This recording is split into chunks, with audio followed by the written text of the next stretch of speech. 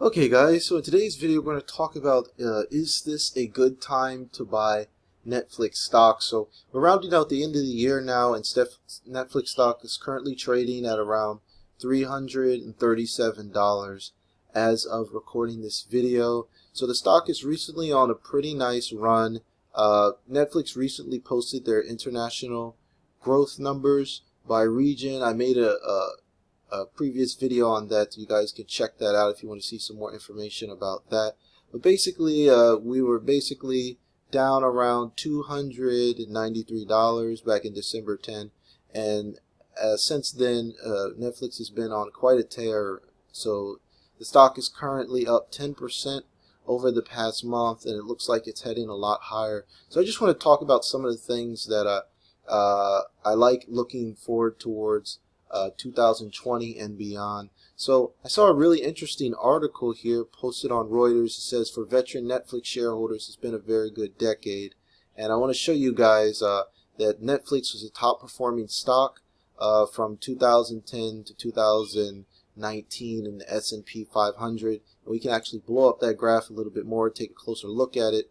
As you can see, Netflix returned shareholders over 4,000% in the past decade. So Netflix, the top performing stock in the S&P 500. So will we see a similar type of growth moving forward? Well, one of the things I like to look at is I like to look at revenue, and sometimes when you look at just numbers, it's kind of hard to visualize it. So I want to show you guys an interesting chart that I've been taking a look at. So what I like to do, I like to go to macrotrends.net, a very nice site that you guys can check out for lots of different information on companies as we're waiting for this page to load. So macro trends, they're tracking Netflix revenue from 2006 to 2019. So I want to show you guys some interesting points that I noticed. So as we take a look, we see that Netflix has been increasing annual revenue at least 30% over the last 3 months, and so far ending in September 30th, they are increased at 26%. So I would expect them to hit their 30% numbers again. So once again, one of the reasons why people might be shying away from Netflix stock is they just don't think there's much growth left in the company. But according to their revenue numbers, there's plenty of growth available. Remember, Netflix is a highly scalable company. All they have to do is increase their subscribers to make more money. Pretty straightforward business model. They are spending more money on content, but you know, that's just simply the cost of doing business. So we got okay, so we're back here. So the chart is fully loaded. As we can see, Netflix has been increasing revenue 30%, like I mentioned earlier. I want to show you guys the trailing 12 months graph. So each of these bar lines is a quarter. As you can see, Netflix has been constantly in revenue over the trailing 12 months. And I want to show you guys another very interesting graphic chart display that I like about Netflix. They've revenue for straight years. So every single year since 2000, Netflix made more money.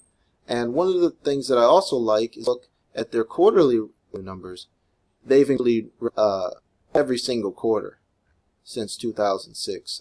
If you take a look at the data here, there really hasn't where the revenue hasn't increased. Okay, so there was a small hiccup in 2007, but going basically 2010 throughout the whole decade, Netflix has been able to increase their quarterly revenue almost every 3 months. What it tells me is that, and while a lot of people are Disney Plus and HBO Max, the numbers don't lie. So as long as they're continuing to continually grow, there are more and more chances to make a lot of money on content. But Netflix is always taking a long-term approach business model, and there's lots of room to. The company only has about 160 million subscribers now, and there are billions of people on the planet. So don't think that video is not the future. Video is absolutely the future, and I expect Netflix to continue to grow. So let's just take a quick glance. So I just wanted to show you guys. You can find all of this information if you simply go to netflixinvestor.com. Okay, yeah, so I just pulled that up. As you can see, in Q3 revenue to $5.2 billion, up 31% over the prior year, and operating income doubled to $1 billion. So last quarter, the company took in $1 billion in income, which is just insane to me. And it just shows that the company is just simply growing and adding more and more subscribers. So I wouldn't be too worried about Netflix in the long term. This is an excellent business model. And Reed Hastings, he's done a great job of kind of seeing the future, making that transition from DVD, mail-in DVD, and things like that, to putting everything on the cloud, online, making it accessible from your smartphone, your mobile phone, your computer, your smart TV. He's just really kind of been the pioneer and taken Netflix to a whole different level, where you've got companies, like Disney and Amazon. All these guys are playing catch up to Netflix. So I still think Netflix is the market leader. As we can see, all the numbers look pretty good. And I also want to show you guys something else that I really noticed in this report. This is a very, very nice chart for me. And what this is weekly global paid net ads year to date. So as you can see, they're continually to add more and more people. The forecast is very positive. And I noticed something about Netflix. A lot of their graphs, they just simply are trending up. So this is still the early stages, I think, of streaming video content. A lot of people haven't cut the cord yet on cable, and there's a lot of growth here. It's not like we've already gotten video on demand is the de facto, digital entertainment. We're slowly transitioning. So there's lots of room to grow here.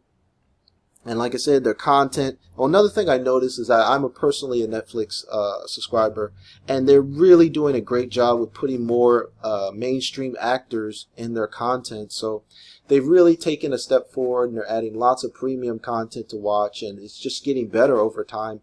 And while it is a little disappointing that they're going to lose a lot of those premium Disney titles because Disney Plus launched, and obviously they're going to cancel those contracts, those deals that they set up with Disney. I think that Netflix even made their own animated film. So I want to show you guys quickly the animated film that they made. Okay, here's an article from Reuters. It says Netflix says Claws is a hit with nearly 30 million views wide. So Netflix animated holiday film Claws has been watched by nearly 30 million households during the first month. The movie myself personally.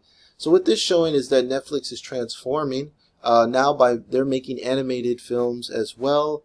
They are in direct competition with Disney, and Disney has basically been dominating the animated film space.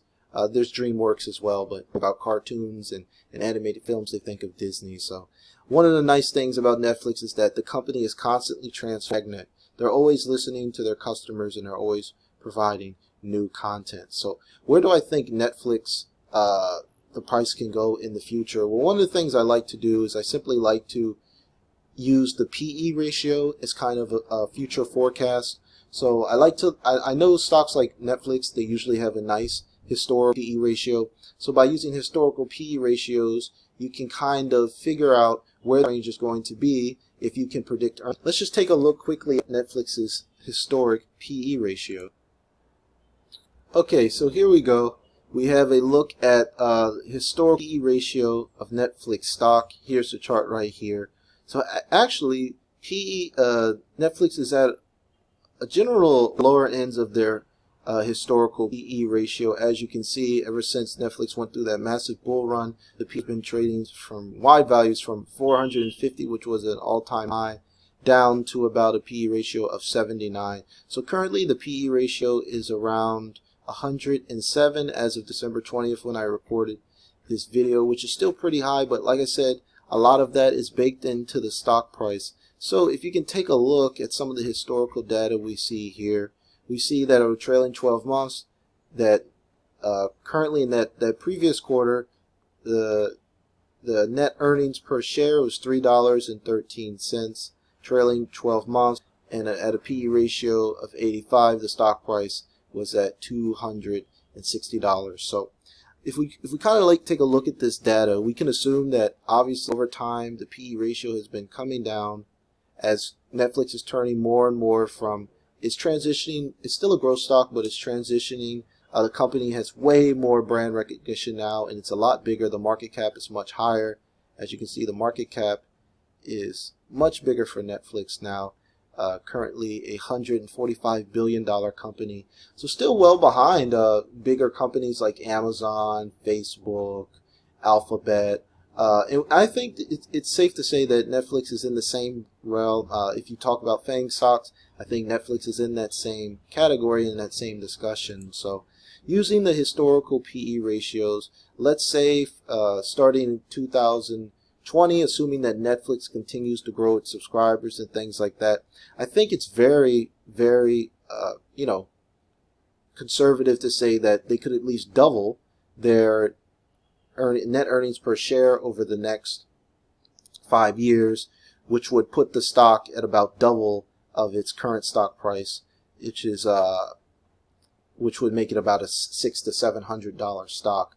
Now, is that out of the realm? I don't think so, because at a $140 billion market cap, if Netflix simply doubled to $280 billion, I don't think anybody would be like overwhelmed. That's still like a quarter of other companies like a Apple or something like that, and it's still half as big as Facebook. So, Netflix, like I said, only 160 million subscribers. As you can see, I'll go back to that.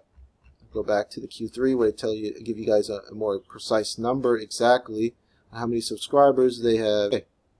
158 million subscribers. So 158 million subscribers from Netflix. Is it out of the realm to think that Netflix will eventually get to 500 million subscribers? I don't think so. Okay, so as we see here at 158 million subscribers, Netflix has been consistently adding subscribers, and it seems like so that previous from Q3 to Q4 it was around 8 million, 7 million, 3 million, 5. So they're hitting that 3 to 8 million figure every 3 months. I don't think it's out of the question to think that Netflix could someday, within the next 5 to 10 years, reach half a billion subscribers, which would put the stock probably at least double the current price.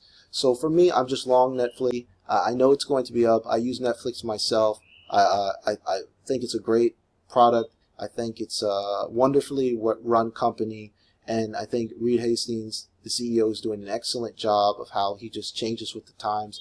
I really try to invest in companies that change with the times. I'm not looking at companies like Sears and Blockbuster. These are examples of companies that are fighting the change, and the change is video. So what Reed is doing is simply changing with the times, and those types of companies are the ones that are going to do best in the future. So let me guys know what you think.